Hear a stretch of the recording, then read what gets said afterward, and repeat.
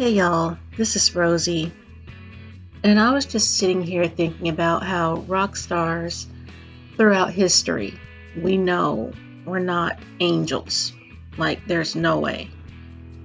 We've been hearing a lot lately in the news about Kid Rock and his questionable, to put it very, very lightly, lyrics. And it makes me wonder if he really lived by those words, because we know that he would deny it. But there are rockers from the 60s and the 70s, even back in the 50s, who cannot deny the things that they did. Rock stars like Elvis Presley. We know from history that at the age of 24, Elvis met Priscilla Presley, and he somehow charmed her parents into letting him take custody of her, bring her back to America, and keep her on retainer for nearly 8 years before marrying her at the tender age of 21, 3 weeks shy of her 22nd birthday, when he was 32. So, and I also heard that he had a thing for 14-year-old girls. I don't know how true that is. I wasn't there. But again, I can't deny it. It's just something I read somewhere once and cannot find the article now, so it may have been scrubbed. I don't know. Jerry Lee Lewis famously married his 13-year-old cousin Myra Gale Brown. He was on a trip to England, and he was seen with his young wife, tried to say she was 15, and they found out that she was in fact only 13. And I found out about that when I was like 12 maybe, and I saw the movie Great Balls of Fire, which I think is the second movie where I saw Winona Ryder, and she became my favorite actress. I love her to this very day. But that always struck me as just gross, like beyond gross. 13, really? Like, what makes a grown man, fall in love with a child? Moving on. The baby groupies. The baby groupies were a group of teenage girls, young teenagers, who put on makeup and sexy, revealing clothes, and they went out on the streets of LA looking for rock stars to meet and do other things with.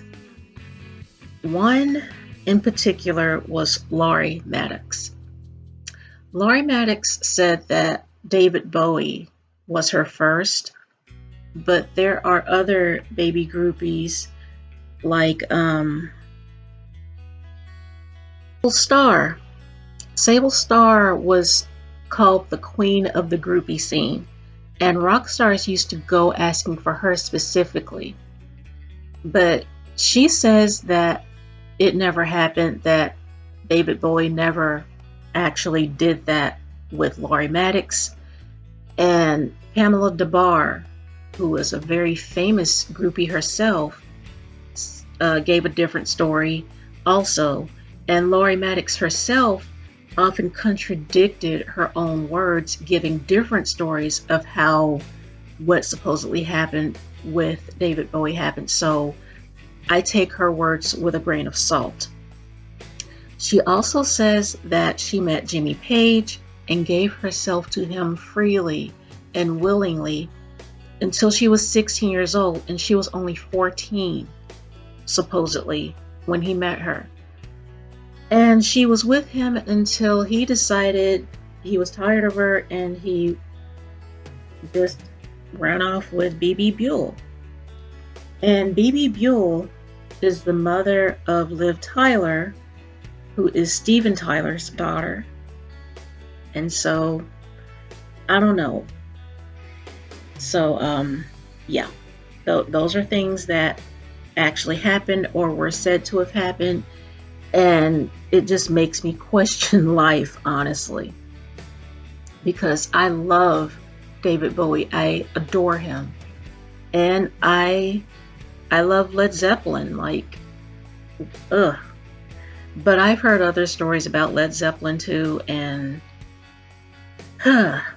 But anyway, speaking of Steven Tyler, I heard that this is known.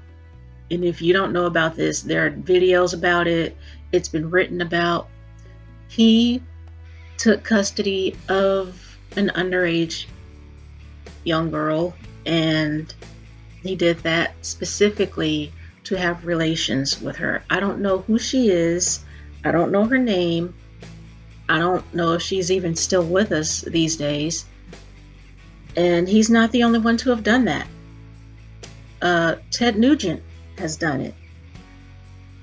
And I hate to admit this, but it happened.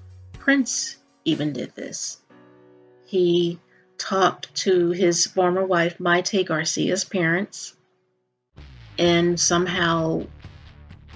he somehow got them to agree to let him take custody of her. He put her into an apartment, make sure she finished school, did well on her schoolwork, make sure she ate a healthy diet, and didn't have much junk food. She stayed up with her dancing. She was famously known for dancing with a sword on her head, like it was balanced on her head. And I still don't know how she did that, but it was something that she was famous for since she was a young child. And he saw her when she was 16 years old and was just magnetized to her. And she's very beautiful, but he never did anything untoward to her in the years that she was underage. But when she reached 18, and you might be able to find that in her book, she wrote about it, and I hear that it's going to be made into a biopic. So, yeah. I love Prince. I have loved Prince for most, if not all, of my life. And, yeah, just hearing that definitely made me see him in a different light. And I can't, like, discredit it and say, oh, that never happened, and the times were different then. Okay. Anthony Kiedis. If you haven't heard yet how Anthony Kiedis is a predator, there are videos about it on YouTube. He even wrote about it in his book. He wrote about how he met a 14-year-old girl backstage, and she talked to him, and they had fun laughing together and talking together and doing other things together. And he was so smitten with this girl that he took her with him on the bus. And eventually he told her, people all over Louisiana are going to be looking for me. My dad is a very important guy, and I'm only 14 years old. So what did he do?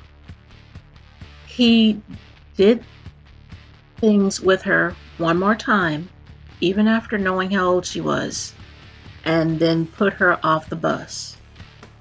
Just got her off the bus. There was no mention of them taking her back home or taking her to a police station or anything like that. Just putting her off the bus. And then there's Don Henley. I read something recently, and I'll link the story in the description, about his words, poor choices that he made when a 16-year-old girl was found in his home, OD'd, in 1980. This was written about and everything. So, it happened, but it was eventually just kind of swept under the rug, I guess, because she didn't pass away. She survived. But he called for a sex worker, and he said that he did it because he was lonely and he was depressed because the Eagles broke up and he needed to get his mind off of it. And he said that even though she was a sex worker, that they didn't do anything. Even though she was found in the nude in his bed, he said that they slept together, but it was just sleeping and nothing else. Yeah, Don, sure. But after hearing about that in a video, I originally heard about it a few weeks back in a video, and I can't even remember what video it was, but it definitely happened. So, yeah, and there are other rock stars definitely that I didn't name in this video who did something similar. I mean, the song 17 by Winger, it just makes you wonder just how deep into their lyrics they go with living that in their actual lives. So, yeah, definitely these things made me think of these rock stars in a different light. And it's like, man, why did y'all have to fucking do that? But yeah.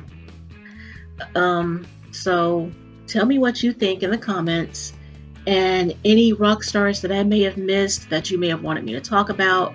If you want me to talk about something completely different in another video, let me know in the comments, and I'll definitely take it into consideration, look up some information on it, and put it in another video. But until then, you guys, I'm gonna go. You will find my PayPal, Cash App, and GoFundMe links in the description. And yes, I am trying to find a job so I don't have to ask for donations. But until then, if you would consider helping me out, I would really appreciate it, and it would go a long way. If you want to be a part of the tribe, click the subscribe button no matter what generation you are from. I would be so glad to have you. I love you guys so much for wasting time with me. Hope to see you out in the next one. Bye for now.